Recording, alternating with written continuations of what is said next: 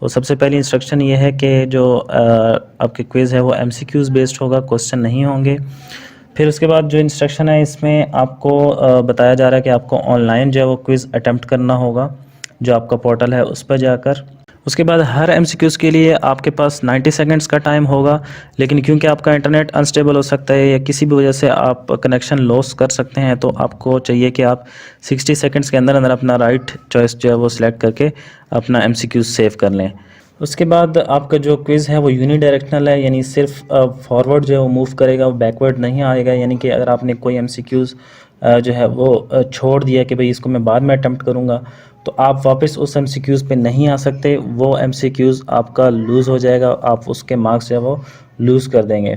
आपका जो क्विज़ है वो सिर्फ फॉरवर्ड मूव कर सकता है, यानी आपको तरतीब के साथ 1 2 3 4 से लेकर 10 तक सारे एमसीक्यूज़ एक ही डायरेक्शन में अटेम्प्ट करने होंगे। वापस आप उस एमसीक्यूज़ के ऊपर नहीं आ सकते जो आपने छोड़ दिया था। इसलिए आपको चाहिए कि आप मेक श्योर करें कि आपने सारे एमसीक्यूज़ जो है वो तरतीब से अटेम्प्ट किए हैं। उसके बाद कह रहा है कि do not press back button और बैक स्पेस बटन। आपने जो है वो बैक स्पेस बटन या फिर बैक बटन प्रेस नहीं करना जब आप क्विज़ अटेम्प्ट कर रहे होंगे, क्योंकि अगर आपने ये बटन दबाया, आप जो क्वेश्चन अटेम्प्ट कर रहे होंगे उसको आप लूज़ कर देंगे, आपके मार्क्स कट जाएंगे। उसके बाद कह रहा है do not refresh the page. आपको पेज जो है वो रिफ़्रेश नहीं करना जब आप अटेम्प्ट कर रहे होंगे क्विज़, स्पेशली तब जब आपका एमसीक्यू जो है वो सेव हो रहा हो या फिर क्वेश्चन जो है वो टाइम आउट हो जाए या फिर लोडिंग हो रही है नेक्स्ट क्वेश्चन। उसके बाद एक बहुत इंपॉर्टेंट बात यह है कि आपका जावास्क्रिप्ट जो है वो इनेबल्ड होना चाहिए। अगर आपका जावास्क्रिप्ट इनेबल्ड नहीं होगा तो आप क्विज़ अटेम्प्ट नहीं कर पाएंगे। आप जब स्टार्ट क्विज़ करेंगे, अगर आपका जावास्क्रिप्ट इनेबल्ड नहीं है तो ये ऑटोमेटिकली आपके पास आ जाएगा और आप इसको इनेबल करके अपना क्विज़ जो है स्टार्ट कर सकते हैं। उसके बाद कह रहा है if due to any reason you lose access to internet blah blah blah.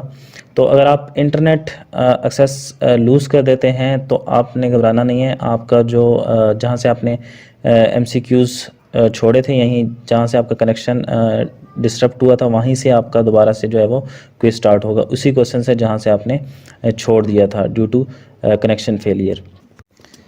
If any student fail to attempt the quiz in given time, then no retake or offline quiz will be held. तो अगर आप due date में quiz attempt नहीं कर पाते तो आपका कोई ऑफलाइन टेस्ट नहीं होगा और ना ही इसी क्विज़ को आप दोबारा से ले सकते हैं।